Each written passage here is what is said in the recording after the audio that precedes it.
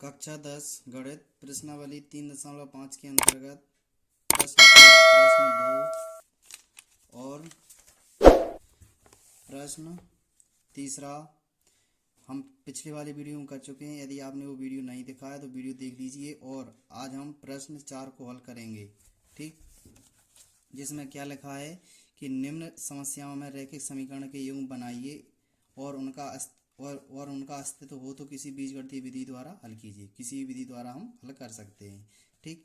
तो क्या लिखा है, एक छात्रावास के मासिक व्यय का एक नियत है तथा शेष इस पर निर्भर करता है कि छात्र ने कितने दिन भोजन लिया। जब एक विद्यार्थी ए 20 दिन भोजन लेता है तो छात्रावास के लिए 1000 रुपये उसे अदा करने पड़ते हैं। ओके। जबकि एक विद्यार्थी बी, जो दूसरा बी विद्यार्थी है, उससे 26 दिन भोजन करने के लिए 1180 रुपये अदा करने पड़ते हैं। तो नियत किराया यानी नियत व्यय और प्रतिदिन के भोजन का मूल्य निकालना है, ठीक। तो इसमें इन दोनों चीज को निकालना है। तो सबसे पहले हम ऐसा मानेंगे, ठीक, ये रहा अपना चौथे का पहला, ठीक। तो ऐसा मान लेंगे, माना छात्रावास का नियत किराया कितना है। नियत किराया हमने एक्स रुपये मान लिया, ठीक। और प्रतिदिन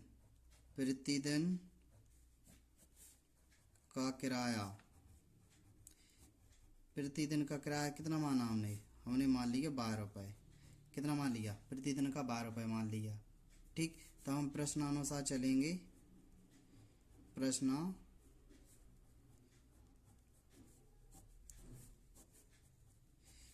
क्या कहा उसने, प्रथम शर्त कहा है कि विद्यार्थी ए 20 दिन भोजन करता है तो 1000 रुपये अदा करने पड़ते हैं। तो 20 दिन के लिए 20 दिन के लिए उसे कितने रुपए अदा करने पड़ते हैं, 1000 रुपये। कितने, 1000 रुपये, ठीक। 20 दिन भोजन करता है तो उसे 1000 रुपये अदा करने पड़ते हैं। 20 दिन लगातार, प्रतिदिन उसने 20 दिन भोजन किया तो 1000 रुपये अदा किए। अब प्रतिदिन भोजन किया तो बाय होगा, क्या होगा, 20 बाय हो जाएगा। और जो छात्रावास का जो नियत किराया है वो तो फिक्स ही है पहले से, तो जो हो जाएगा एक्स, नियत में जोड़ देंगे हम प्रतिदिन का 20 बाय बराबर 1000।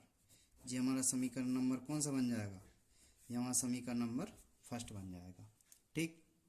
उसने 20 दिन के लिए कहा तो हमने 20 दिन प्रतिदिन के लिए वाय माना है, ठीक। और अगली शर्त में उसने क्या कहा है, इसे हम प्रथम शर्त मान लेंगे। इसे हम प्रथम शर्त में, ठीक। द्वितीय शर्त में क्या कहा है कि जो बी विद्यार्थी है वो 26 दिन भोजन करता है। तो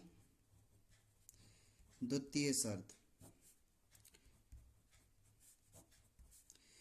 शर्त में कहा कि जो 26 दिन के लिए 26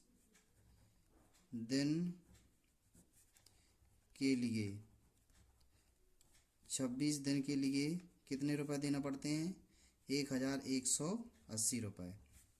1180 रुपये, ठीक। तो 26 दिन प्रतिदिन लगातार उसने 26 दिन किया तो जो हो जाएगा x प्लस 26 बाय बराबर 1180 रुपये। जी हमारा समीकरण नंबर कौन सा हो गया, ये हो गया हमारा समीकरण नंबर दूसरा। समीकरण 1 और 2 को हम हल कर लेंगे, किसी विधि से कर लो, अवलोकन विधि से कर लो, ठीक।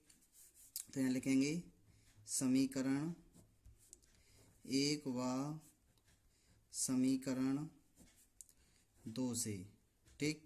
तो समीकरण 1 कौन सा है अपना, x प्लस 20 बाय बराबर 1000 और दूसरा है x प्लस 26 बाय बराबर 1180, ठीक। तो x के गुणांक समान है, x का गुणांक भी 1 है और इसका भी x का गुणांक 1 है, तो हम डायरेक्ट चिन्ह बदल देंगे, डायरेक्ट चिन्ह हम बदल देंगे। तो जी x से x कट जाएगा तो जी बचेगा -6y और जी बचेगा, कितना बचेगा, जी बचेगा 180, कितना बचेगा -180। ठीक, तो जी y बराबर हो जाएगा -180 बट्टा 6। जी माइनस भी इधर आ जाएगा, माइनस से माइनस का जाएगा, 6×3=18 होता है, 6×3=18। ठीक, तो अपना 6×3=18 हो जाएगा। तो y बराबर कितना मिला, 30 मिला। y का मान कितना मिला, 30 मिला। अब y का मान 30 मिला तो हमने जो प्रतिदिन का किराया माना था वो 12 रुपये माना था। तो हमारा एक बात तो पता चल चुकी है कि प्रतिदिन का जो किराया है वो 30 रुपये है। अब इस मान को हम समीकरण 1 में रख देंगे। तो y का मान समीकरण 1 में रखने पर,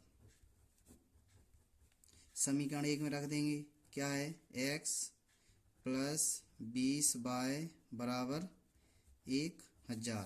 तो जो हो जाएगा x + 20y का मान है 30 बराबर 1000।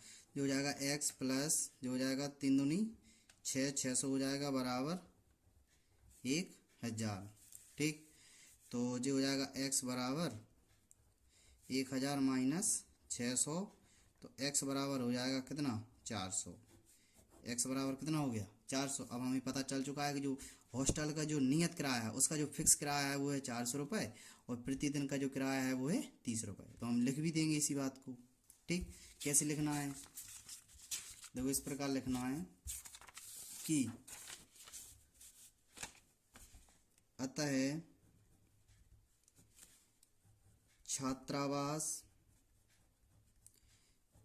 छात्रावास का नियत किराया या नियत व्यय, नियत किराया कितना है, 400 रुपये है।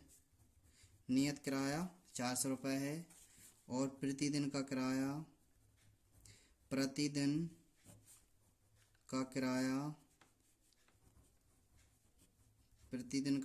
है वो हो जाएगा कितना, 30 रुपये।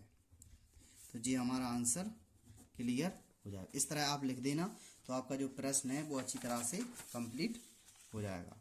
ठीक, अब हम प्रश्न अगला देखेंगे।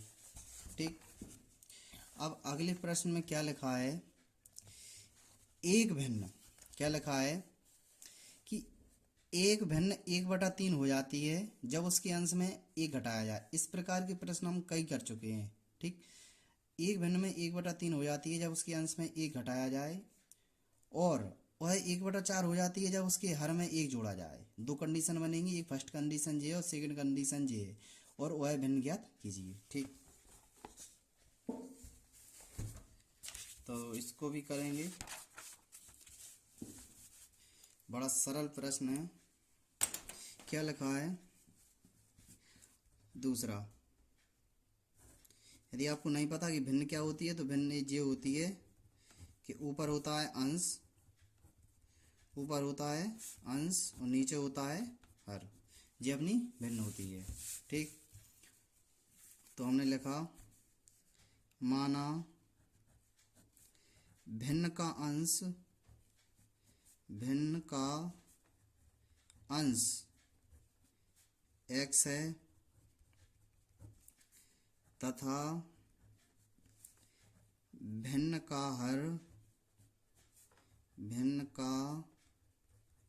हर y है। ठीक, अब x y के माना यहाँ पर हम रख देंगे, जी अंश रहेगा, जी अपना हर रहेगा तो भिन्न बन जाएगी। ओके, अब हम प्रश्नानुसार चलेंगे। प्रश्नानुसार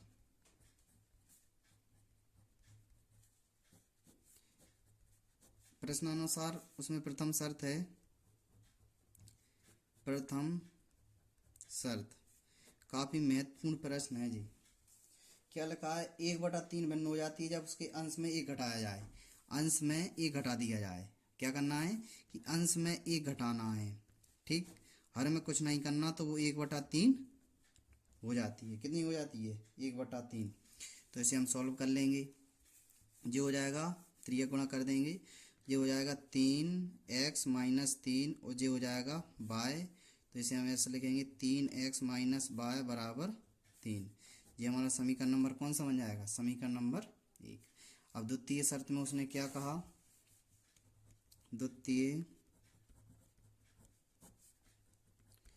द्वितीय शर्त में क्या कहा कि 1/4 हो जाती है यदि हर में 8 जोड़ दें, अंश में कुछ ना करें और हर में 8 जोड़ दें, हर में 8 जोड़ दें तो 1/4 हो जाती है। कितना हो जाती है?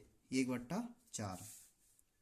तो इसे भी सॉल्व कर लेंगे। इसका गुणा इसमें करेंगे तो ये हो जाएगा 4x और इसका गुणा इसमें करेंगे तो ये हो जाएगा y + 8 या 4x पक्षांतरण कर लेंगे तो ये हो जाएगा y बराबर 8। समीकरण नंबर कौन सा हो जाएगा? दूसरा। कौन सा हो गया? समीकरण नंबर दूसरा।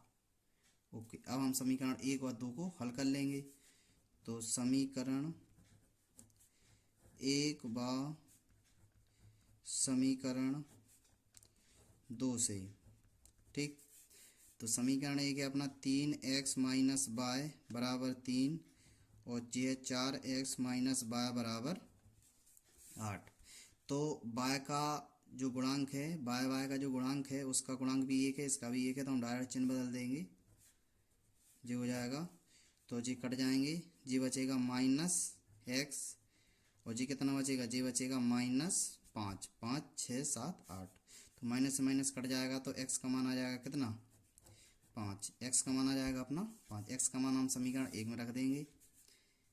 x का मान समीकरण 1 में रखने पर, समीकरण 1 में रखने पर x का मान हम समीकरण 1 में रख देंगे। समीकरण 1 है अपना 3x - y बराबर 3।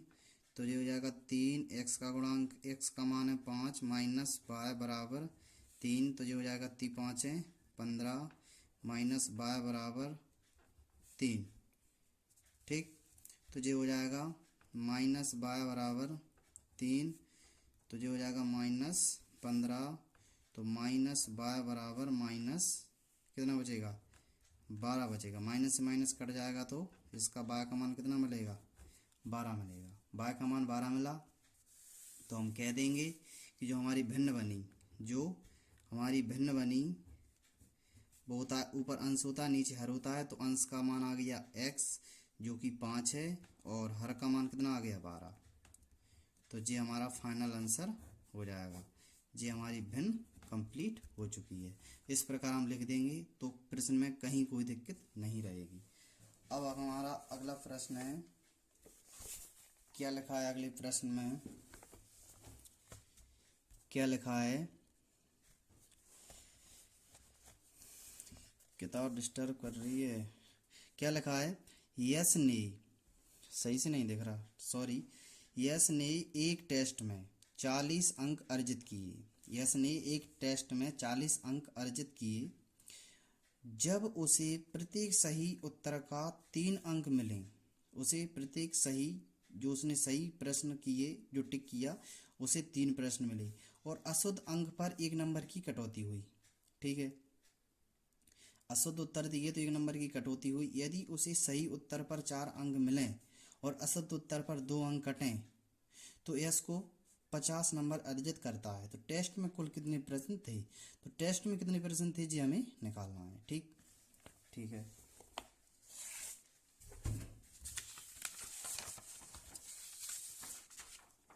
देखो कैसे करना है।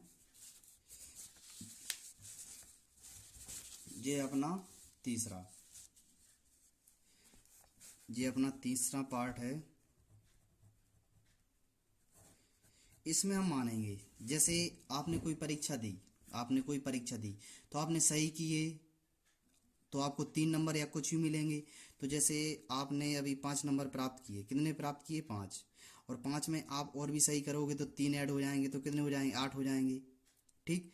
और यदि आप इसमें जी आपने 5 प्राप्त किए ठीक। और आप अगर यदि ये गलत करते हो तो उसमें आपको एक प्रश्न कटेगा तो माइनस होगा, तो कटने के लिए माइनस का प्रयोग करेंगे, और जो बढ़ेंगे तो उसके लिए तो प्लस का प्रयोग करेंगे, ये तो कॉमन सी बात है। ठीक, तो हम लिखेंगे कि माना सही अंक ऐसा हम लिख लेंगे कि जो टेस्ट में जो सही उत्तर है, सही अंक x है और गलत या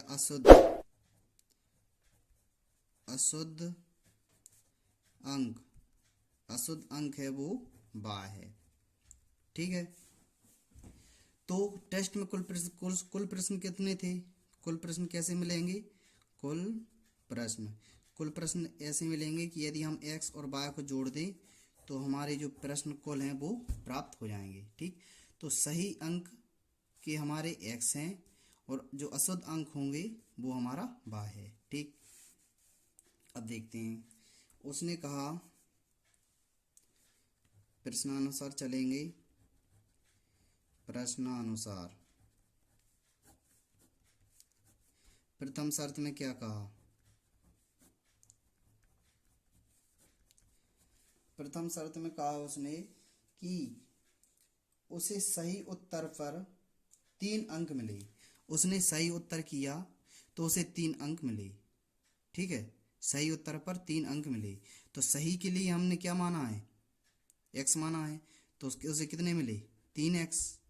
ठीक, और अशुद्ध उत्तर पर 1 नंबर की कटौती हुई, तो अशुद्ध के लिए हमने y माना है। कितना माना है? y। अब अशुद्ध के लिए हम माइनस का प्रयोग करेंगे, अभी बताया था।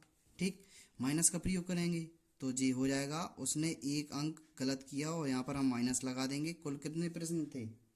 कुल प्रश्न थे अपने 40। ठीक, भाई साहब उसने कहा कि सही अंक उसने 3 प्राप्त किए, तो हमने 3 कर दिए। ओके, उसने एक अशुद्ध प्रश्न किया तो अशुद्ध जे किया, अब अशुद्ध किया तो माइनस का प्रयोग करेंगे। यदि वो सही करता तो यहाँ पर प्लस कर देते, तो जे हो जाएगा अपना 3x माइनस y बराबर 40, समीकरण नंबर फर्स्ट। ठीक, अब द्वितीय शर्त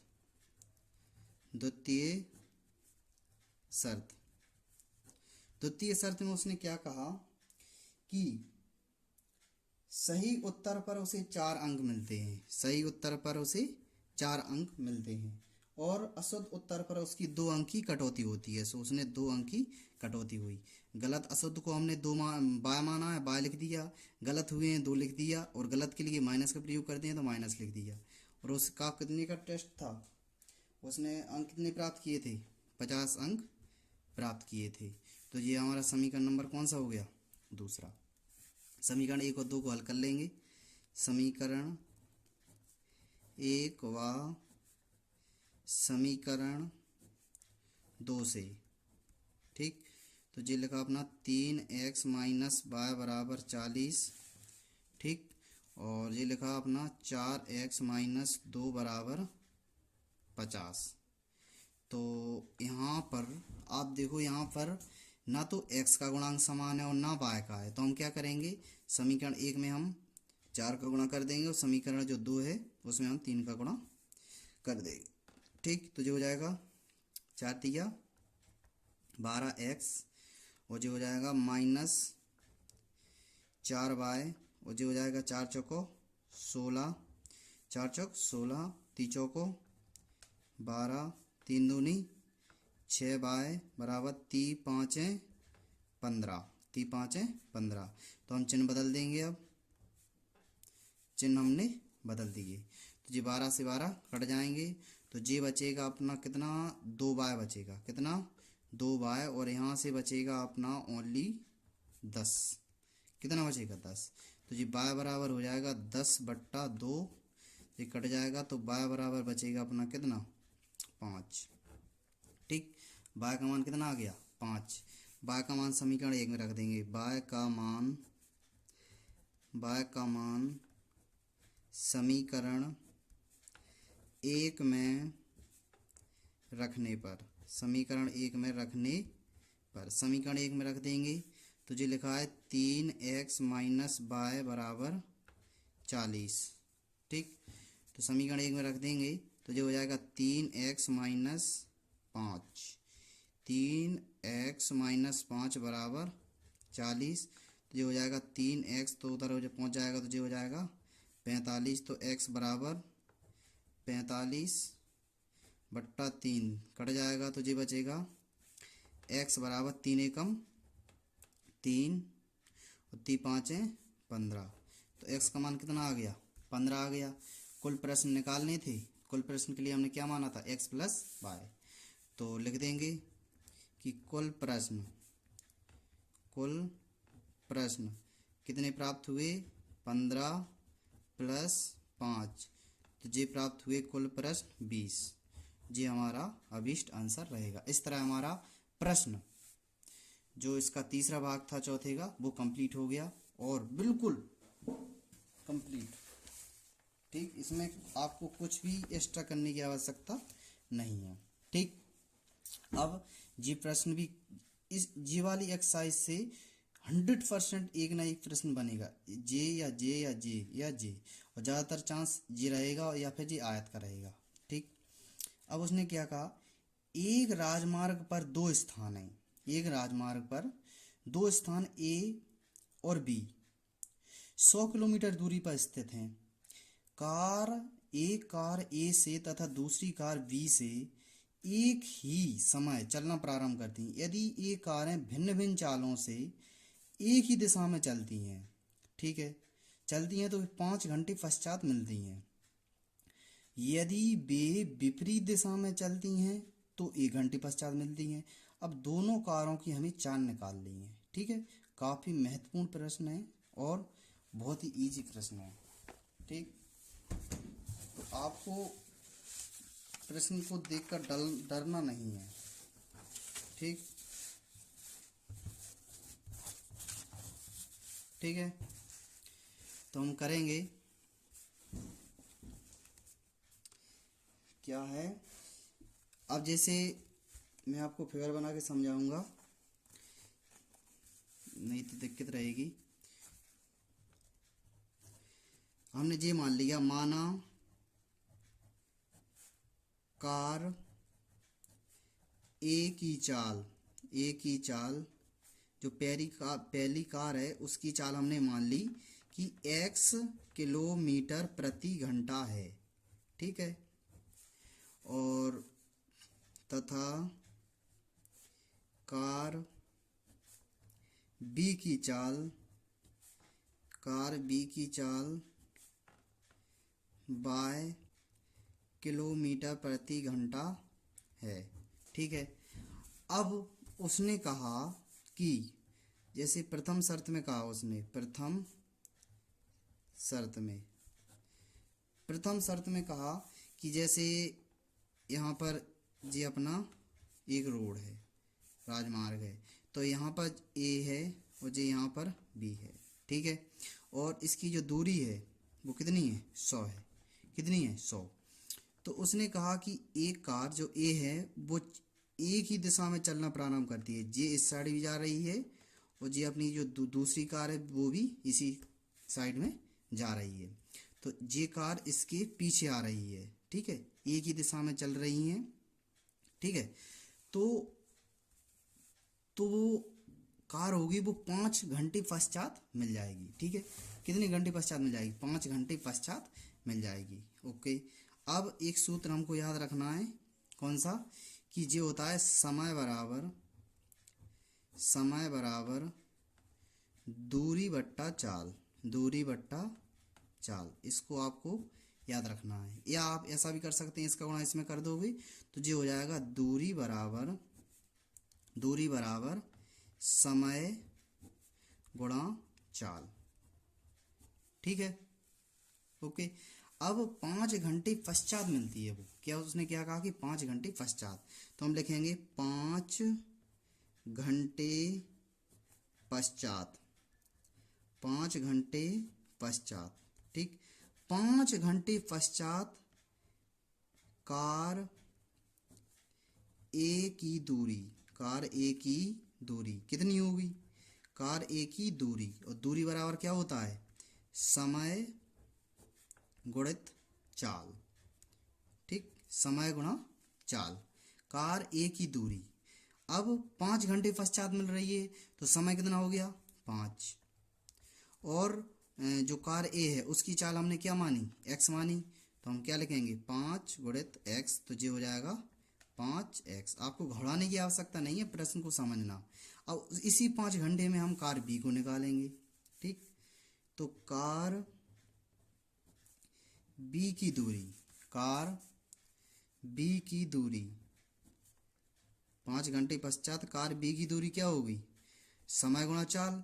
तो समय क्या है अपना 5, और इसकी चाल क्या है अपनी, बी की जो चाल है वो बाय है, तो इसकी चाल 5x है और इसकी 5 बाय है। ओके, अब इसकी जो फाइनल दूरी है, इन दोनों के बीच की दूरी कितनी है, इन दोनों के बीच का अंतर कितना है, 100 है। क्या है, इन दोनों का अंतर कितना है, 100 है।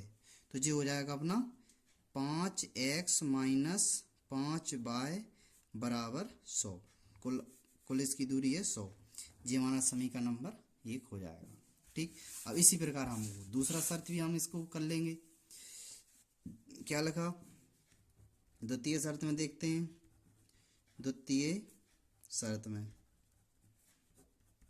उसने कहा कि ये कोई राजमार्ग है, ये आपकी एक कार है और ये आपकी बी है, बीच में आपकी 100 डिस्टेंस है। ठीक, तो उसने कहा कि एक कार जो है वो इधर जा रही है और एक कार इसके विपरीत दिशा में आ रही है। कितनी आ रही है, वो इधर से जा रही है और ये इधर से जा रही है। ठीक है, तब जो इधर से जाएगी और इधर से, तो वो कितना, उसने क्या लिखा, 1 घंटे पश्चात मिलती है। ठीक, तो यहाँ पर भी हम वही काम करेंगे।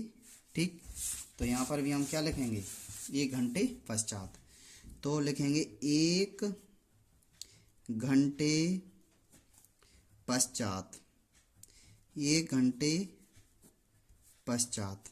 ठीक, 1 घंटे पश्चात कार ए की दूरी, कार ए की दूरी, दूरी बराबर क्या होता है, समय गुणा चाल। ठीक, अब समय इसमें क्या है 1 और चाल क्या है अपनी x, तो जो हो जाएगा कितना x, कितना हो जाएगा x। अब कार बी की देखते हैं, कार बी की दूरी, कार बी की दूरी कितनी हो जाएगी, समय गुणा चाल, तो जो हो जाएगा अपना 1 और बाय, तो जो हो जाएगा बाय। ठीक, तो जी x और बाय मिल गए, और इसकी जो दूरी है वो 100 है और जी एक दूसरे के विपरीत आ रही हैं। ठीक, तो जो हो जाएगा x प्लस बाय बराबर 100, x प्लस बाय बराबर जो। ठीक, तो इस तरह ये हमारा समीकरण नंबर दूसरा बन चुका है। अब इसे हम हल कर लेंगे। यदि आपको कोई दिक्कत आए तो आप वीडियो को दोबारा से भी देख सकते हैं। ठीक, तो यहाँ पर लिखेंगे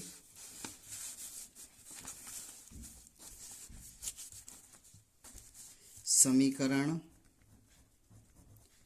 1 व समीकरण 2 से।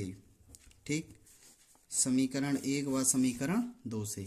तो समीकरण 1 है अपना 5x माइनस 5 बाय बराबर 100, और दूसरा है अपना x प्लस बाय बराबर 100। ये लिखा अपना x प्लस बाय बराबर अपना लिखा कितना 100। ठीक, अब इसके जो गुणांक हैं वो सही नहीं है, तो हम एक गुणा कर लेंगे, इसमें गुणा कर देंगे, x का ही लेंगे, तो इसमें कर देंगे हम 1 का गुणा और इसमें कर देंगे हम 5 का गुणा, तो जो हो जाएगा अपना 5x माइनस 5 बाय बराबर 100। 5 का करेंगे तो जो हो जाएगा 5x, और इसका इसमें करेंगे तो जो हो जाएगा 5 बाई, और इसका इसमें कर देंगे तो जो हो जाएगा 500। तो हम चिन्ह बदल देंगे, माइनस माइनस माइनस, तो जी 5 से 5 कट जाएंगे, जी बचे हो जाएंगे अपने 10 बाय और जी अपने बचेंगे माइनस 400। कितना बचा, माइनस 400, हाँ 400 ही बचेंगे, माइनस 400। तो जी बचेगा बाय बराबर माइनस से माइनस कट जाएगा 400/10। तो जी जीरो से जी जीरो, तो बाय का मान कितना आ गया 40। बाय का मान कितना आ गया 40। जो हमारी जो कार बी है उसकी जो चाल है वो चल रही है 40 किलोमीटर प्रति घंटा से। बाय का मान समीकरण 1 में रख देंगे। बाय का मान समीकरण 1 में रखने पर ठीक, समीकरण 1 में रख देंगे। तो ये अपना 5x माइनस 5y बराबर 100। तो ये हो जाएगा अपना 5x माइनस 5 गुणित 40 बराबर 100। तो 5x माइनस 5 चौको 20, 200 हो जाएंगे। ये अपना 100 का 100 रहा। तो ये हो जाएगा 5x बराबर 100। तो ये हो जाएगा प्लस 200। तो ये हो जाएगा x बराबर जी कितने हो जाएंगे अपने 300 हो जाएंगे। 300 ये हो जाएगा 5, तो 5 छिक्का 30। तो x बराबर आ जाएगा हमारा 5 छिक्का 30। तो जो कार ए है उसकी जो चाल है वो है 60 किलोमीटर प्रति घंटा, और जो कार बी है उसकी चाल है 40 किलोमीटर प्रति घंटा। ठीक है, अब हम लिख देंगे कि अतः कार ए की चाल कितनी है 60 किलोमीटर प्रति घंटा है। ठीक, और कार बी की चाल ये हो जाएगा अपना 40 किलोमीटर प्रति घंटा है। इस तरह हमारा प्रश्न कंप्लीट हुआ। आपको घबराने की आवश्यकता नहीं है, आप प्रश्न को दोबारा से भी देख सकते हैं। दोबारा नहीं तो आपको फिर से समझ में ना आए तो आप फिर भी देख सकते हैं। ठीक, आप प्रश्न को रटना मत, समझना। ठीक, अब जी हमारा इसका लास्ट प्रश्न है। क्या लिखा है, काफ़ी महत्वपूर्ण प्रश्न है, बड़े मार्क्स में पूछा जाता है जी।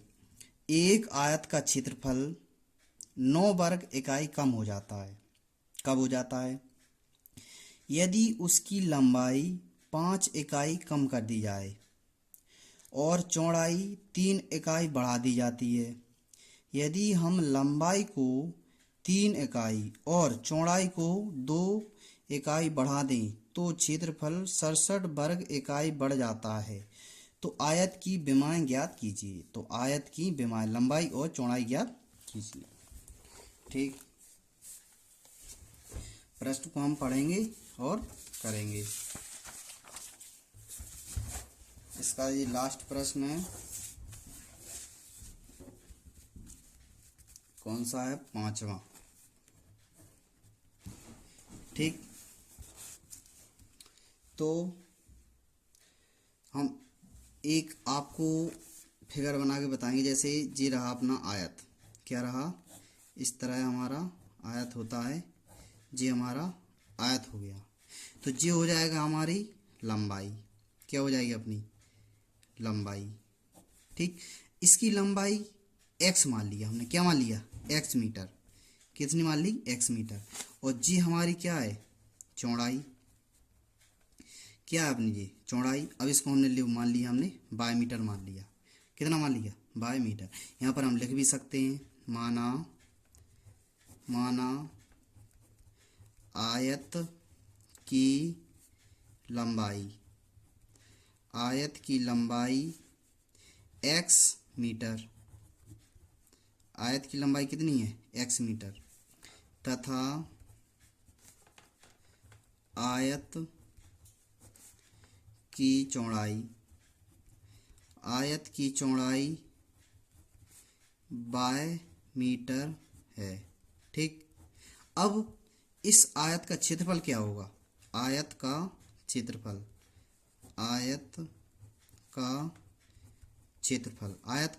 क्या होगा? आयत का क्षेत्रफल का सूत्र होता है लंबाई गुणित चौड़ाई। लंबाई गुणा चौड़ाई। तो इसे हम क्षेत्रफल को ये भी लिख सकते हैं ठीक है, ए से प्रदर्शित करेंगे। और लंबाई इसकी क्या है x, और चौड़ाई क्या है y। तो ये अपना क्षेत्रफल क्या मिला इसका, x और y।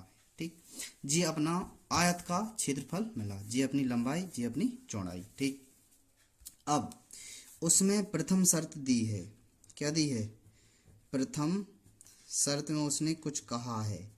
क्या कहा है भाई साहब, ठीक, क्या कहा उसने कि यदि उसकी लंबाई, जैसे हमने फिर से एक फिगर बनाया प्रथम शर्त में, आप बना लेना। ठीक, बनाने में कितना समय लगेगा, उसने कहा कि यदि लंबाई 5 इकाई कम कर दें। क्या कहा कि जो आपकी जो लंबाई है, लंबाई हमारी क्या है x, और इसकी हम 5 इकाई कम कर दें। लो, हमने 5 इकाई कम कर दिया, 5 इकाई कम कर दी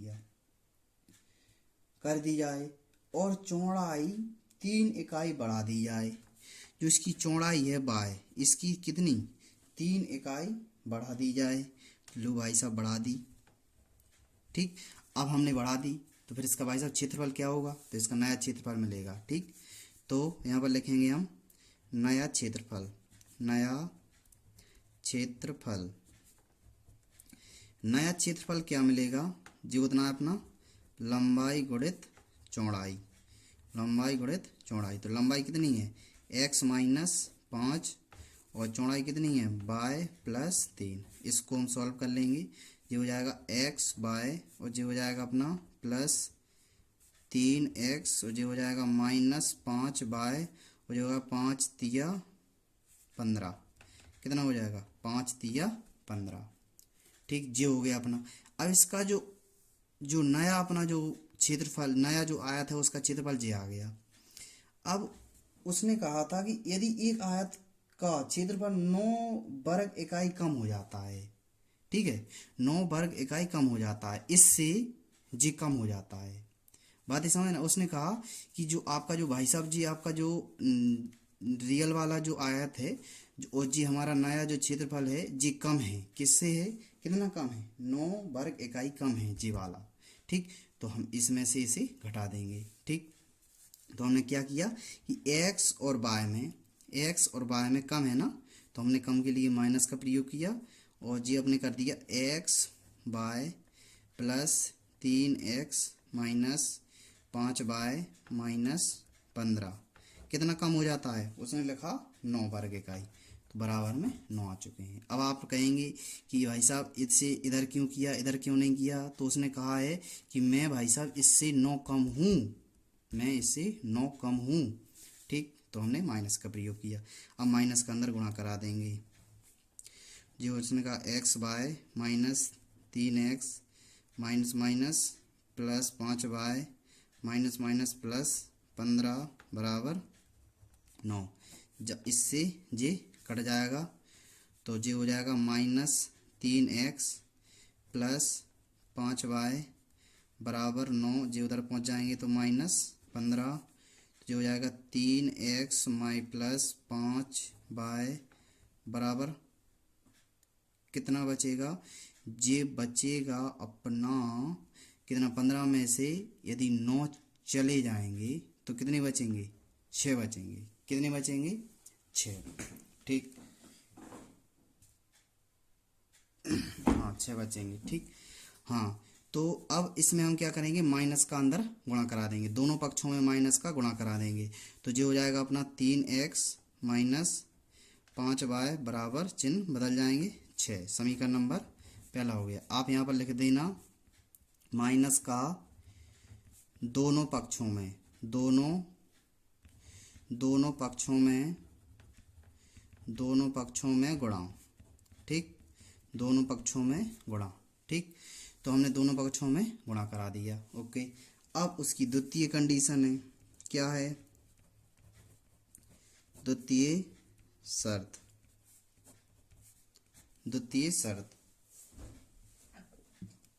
उसने कहा था यदि लंबाई को 3 इकाई और चौड़ाई को 2 इकाई बढ़ा दें।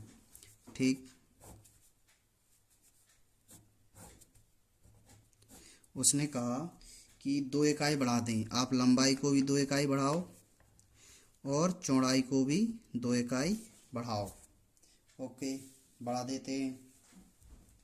लंबाई को 3 इकाई और चौड़ाई को 2 इकाई, लंबाई को 3 इकाई। ठीक, तो नया क्षेत्रफल क्या मिला? नया क्षेत्रफल, नया क्षेत्रफल लंबाई गुणा चौड़ाई हो जाएगा x प्लस 3 और y प्लस 2। तो जो हो जाएगा x y और जो हो जाएगा प्लस 2x, जो हो जाएगा प्लस 3y और 3 दूनी 6। ठीक, अब क्या करेंगे कि उसने कहा कि लंबाई को 3 इकाई बढ़ाओ और चौड़ाई को भी 2 इकाई बढ़ाओ, तो क्षेत्रफल 67 वर्ग इकाई बढ़ जाता है। क्या हो जाता है? बढ़ जाता है। अब वो बढ़ रहा है। ठीक है, अब उसने कहा क्या कि वो बढ़ रहा है, तो बढ़ रहा है तो हम क्या करेंगे? x plus y plus 2x plus 3y plus 6 और जो हो जाएगा माइनस एक्स वाई। ठीक है, इस आयत के क्षेत्रफल को हमने इससे घटा दिया, क्योंकि वो बढ़ रहा है तो हम उसे प्लस में रखेंगे। बढ़ रहा है, कितना बढ़ रहा है भाई साहब? ये बढ़ रहा है 67। कितना? 67। ठीक, तो ये एक्स वाई से ये एक्स वाई कट जाएगा, ये बचेगा 2x प्लस 3y बराबर 67 और जो पक्षांतरण हो जाएगा तो -6 हो जाएगा, जो हो जाएगा 2x प्लस 3y बराबर 61। समीकरण नंबर कौन सा हो जाएगा? दूसरा। ठीक, अब इन दोनों समीकरण को हम हल कर लेंगे। ठीक है, समीकरण 1 व समीकरण 2 से। समीकरण 1 है अपना 3x माइनस 5y बराबर 6। ठीक है, 6 हो गया। और दूसरा समीकरण है अपना 2x प्लस 3y बराबर 61। 2x प्लस 3y बराबर 61, ये रहा अपना। ठीक, अब क्या करना है कि अब इसमें हम गुणा कर देंगे 2 का और इसमें हम कर देंगे 3 का, क्योंकि इसकी गुणांक बराबर नहीं है। तो जाएगा 3 दूनी 6x, जो हो जाएगा 5 दूनी 10y और जो हो जाएगा 6 दूनी 12। ठीक, इसका कर देंगे, जो हो जाएगा 6x और प्लस 3 त्रिका 9 और 3 एकम 3, 6 एकम 6, 6 दूनी 12, 6 ती 18। तो जो हो जाएगा माइनस माइनस माइनस। ठीक, तो जी 6 से 6 कट जाएंगे, जी कितना बचेगा? -19 और जी कितना बचेगा? 171। माइनस की संख्या बड़ी है। ठीक, तो 19 नम्मा 171। ठीक, तो y बराबर कितना आ गया? 9 मिला। माइनस से माइनस भी कट गया, y का मान कितना मिला? 19। ठीक, अब हम y का मान समीकरण 1 में रख देंगे। y का मान समीकरण 1 में रखने पर, समीकरण 1 में रख देंगे। तो जी लिखा अपना समीकरण 1, 3x माइनस 5y बराबर 6। y का मान है अपना 9, तो जी हो जाएगा 3x माइनस 5 गुणित 9 बराबर 6। ये हो जाएगा 3x और 9 पन्ना 45, 6। तो 3x बराबर 6 प्लस 45। तो भाई साहब जी कितने हो जाएंगे? ये हो जाएगा अपना x बराबर 45 में यदि आप 6 जोड़ोगे तो इक्यावन हो जाएंगे। इसके नीचे कितना हो जाएगा? 3। तो 3 एकम 3 और 3 7 21। 3 एकम 3 और 3 7, तो x बराबर कितना आ गया? 17। ठीक, तो हम लिख देंगे कि अतः विमाएं, अतः विमाएं कितनी हो जाएंगी, आयत की लंबाई, आयत की लंबाई कितनी हो जाएगी, 17 मीटर, और आयत की चौड़ाई, आयत की चौड़ाई हो जाएगी अपनी 9 मीटर। इस तरह हमारी प्रश्नावली कंप्लीट हुई। ठीक, तब तक के लिए थैंक यू, जब तक कि हम अगला वीडियो लाकर लेते हैं।